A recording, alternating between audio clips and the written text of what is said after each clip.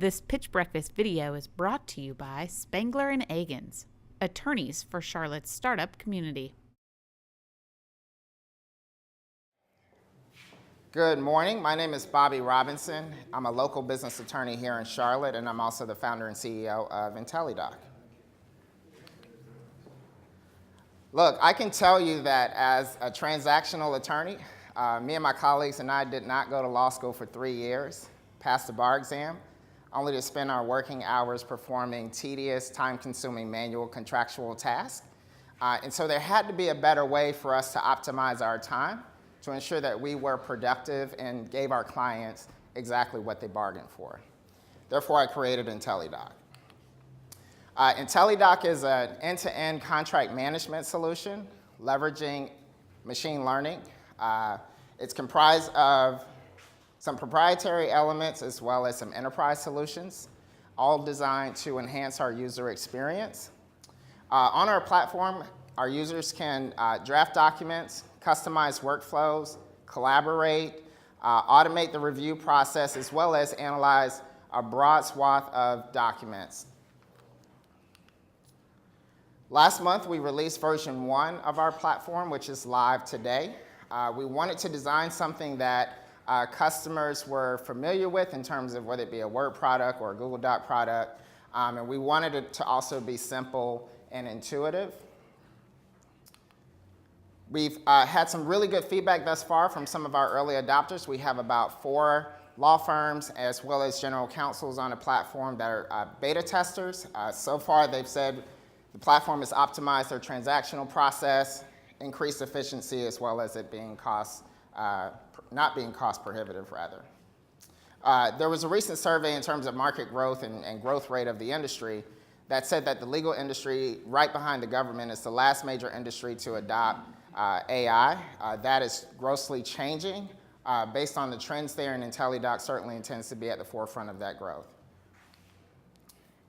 From a competitive perspective, when we designed IntellyDoc, we looked at it from 4 particular quadrants to ensure that we were competitive and that we had a unique value proposition. At the very top are our legal competitors.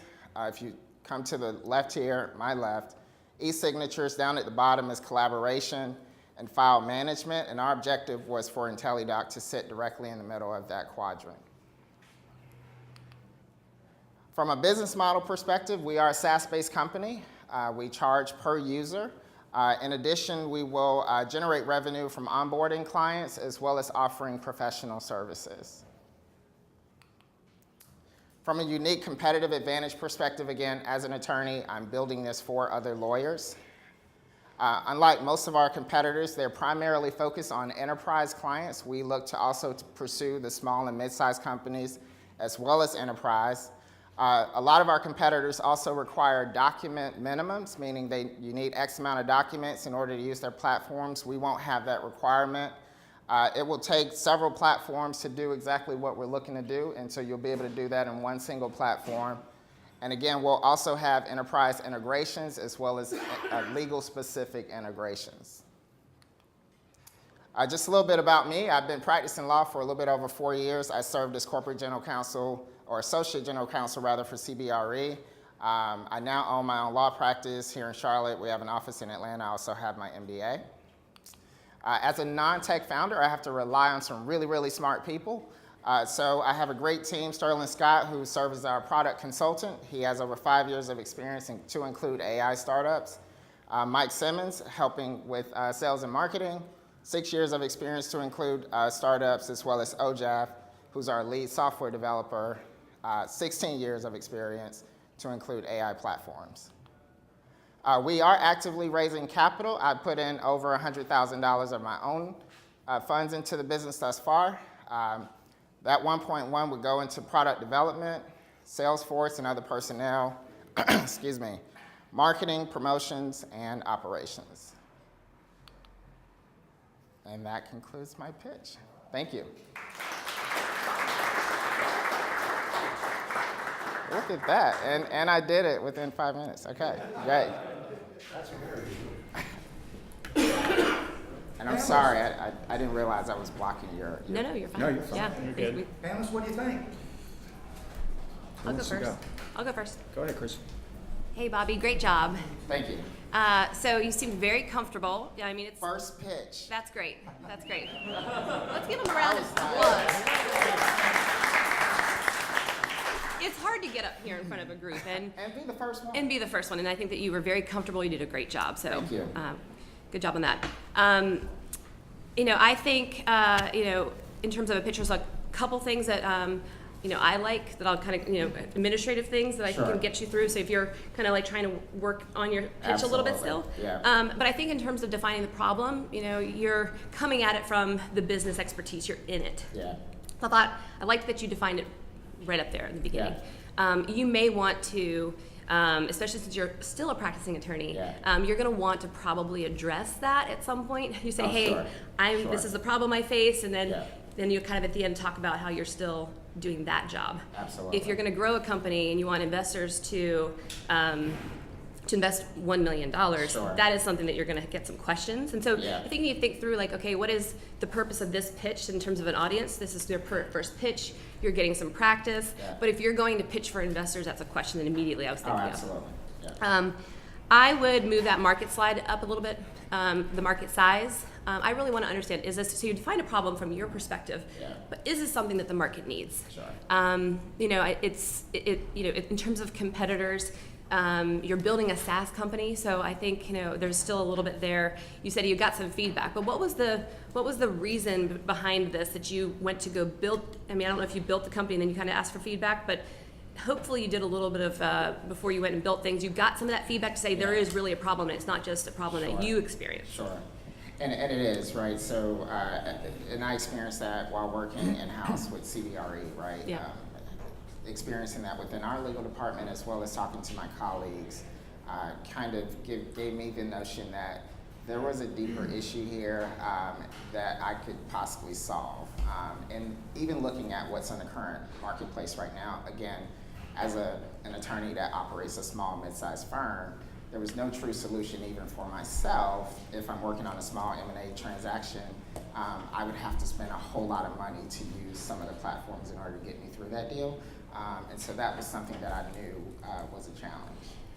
I think just a little bit more robustness. Yeah. Again, you don't have a lot of time here. Yeah. I'm immediately, as an investor, I want to see, okay, numbers, Yeah. acquisition costs. Sure. So how, what are some of the elements of this? What is your margin? Sure. That was missing. Glossed over. And yeah. and again, it's also part of the things. It's hard too because sometimes when you put out numbers, they can be, Sure. they can be unrealistic.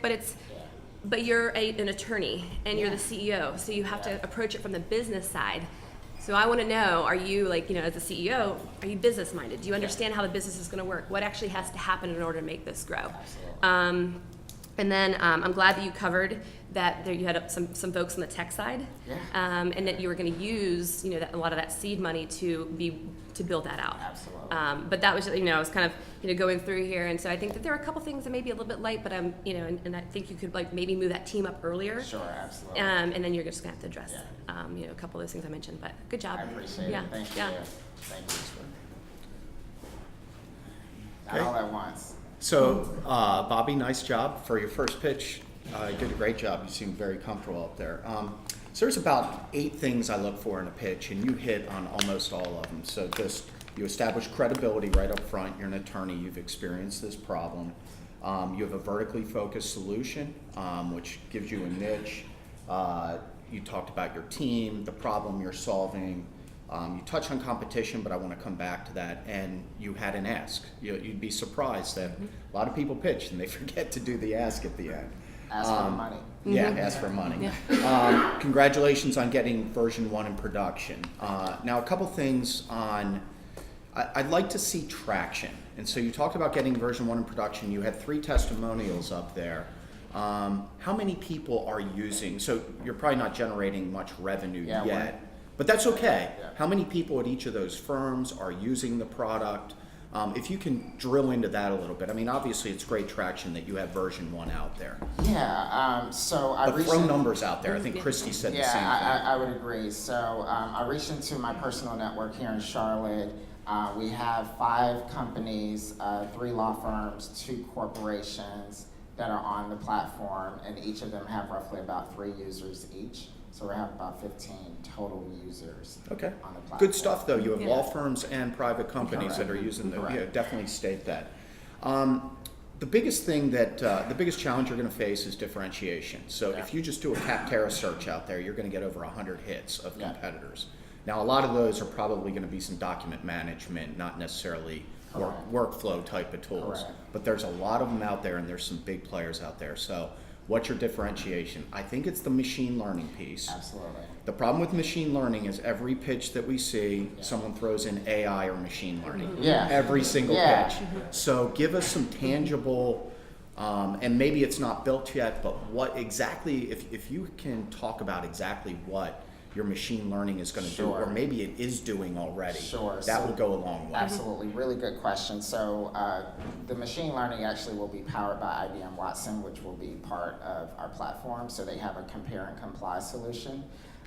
There are 2 primary use cases for our AI on that platform. The first being automated contract review. So the question we want to answer is, can I sign this? And it's whether or not it's compliant with our internal policies. So that's the first piece. The second use case is in a traditional transaction, whether it be an M&A deal, you would normally have a bunch of lawyers poring over documents looking for certain provisions, whether it be change of control or assignment and all of that. Well, AI can automate that whole process. So you take what would take weeks, could take hours, right, with that process. So those are the primary use cases in which that we would leverage the IBM platform to be able to automate that process. Yeah, I'd put those use cases in there. Yeah, Those, okay. those resonate Okay. immediately. Okay. Good, but nice job, Steve. Thank you. And if, real quick, if I just piggyback on that, I think investors are also going to want to know, how are you equipped to compete against some of the bigger players? Sure. In terms of the marketing strategies. Sure. You might want to, if you have a little bit more time, Yeah. make sure you have a piece of some of your deck that really goes through that marketing piece. Absolutely. We do. Good job. Yeah, first pitches are always hard, so good work. Yeah. Getting a product out is also hard, so congratulations. I probably only have one thing to add. These days, I tend to be a little bit fixated on, some level of sophistication around understanding monetization. So I would like to hear, there's, 20,000 firms in the U.S. and 100,000 companies that have contract law internally, and the average customer I can monetize for 10 grand a year, and my cost of customer acquisition is X, and here's how I'm going to get those customers. And I think we were talking about this. You can't hide from the numbers. Yeah. I think that. I won't. If I have more time, I certainly. Yeah, no. Listen, this is the biggest miss. If I only had, as a matter of fact, I may only have one thing to say of value, and it's this: over the years, the biggest miss, hands down, always in every presentation I see and ask for money, is people underestimate the cost of customer acquisition. Yeah.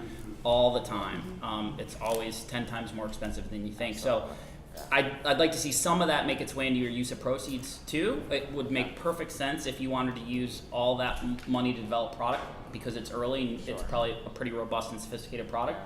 So go ask for $2 million and tell people you're going to spend $500,000 to $1 million on cost of customer acquisition, and here's how I'm going to get it.